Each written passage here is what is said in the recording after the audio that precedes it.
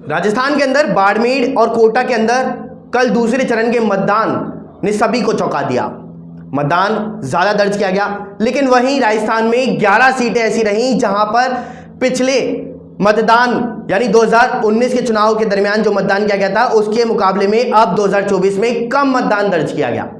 हाल फिलहाल अगर हम बातचीत करें तो पूरे राजस्थान के आंकड़े सामने आ चुके हैं। पहले चरण की वोटिंग भी हो गई, दूसरे चरण की वोटिंग भी हो गई और अब इन दोनों चरणों की वोटिंग में कितना अंतर है। अब जो 2024 में वोटिंग दर्ज की गई उसमें सबसे ज्यादा कहां पर की गई और सबसे कम कहां पर की गई, इन सभी की पूरी जानकारी दिखाएंगे हमारी ये रिपोर्ट में।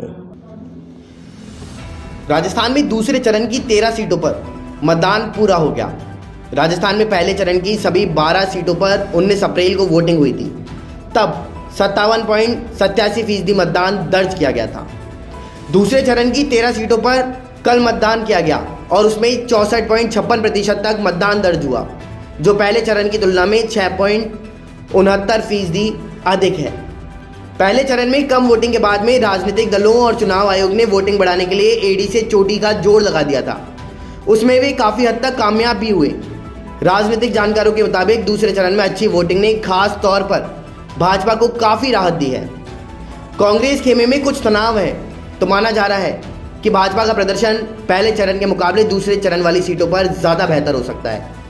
पहले चरण की कम वोटिंग से आलाकमान ने प्रदेश संगठन को दूसरे चरण की वोटिंग बढ़ाने को कहा था।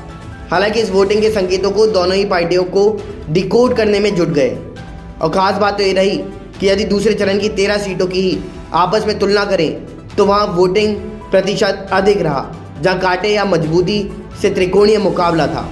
इसी नज़रिए से देखें तो जिन सीटों पर जातिगत समीकरण हावी रहे वहाँ भी वोटिंग प्रतिशत अच्छा दर्ज किया गया। फिलहाल देश दुनिया की तमाम बड़ी खबरों के लिए इतना ही। बने रहिए हमारे साथ। नमस्कार।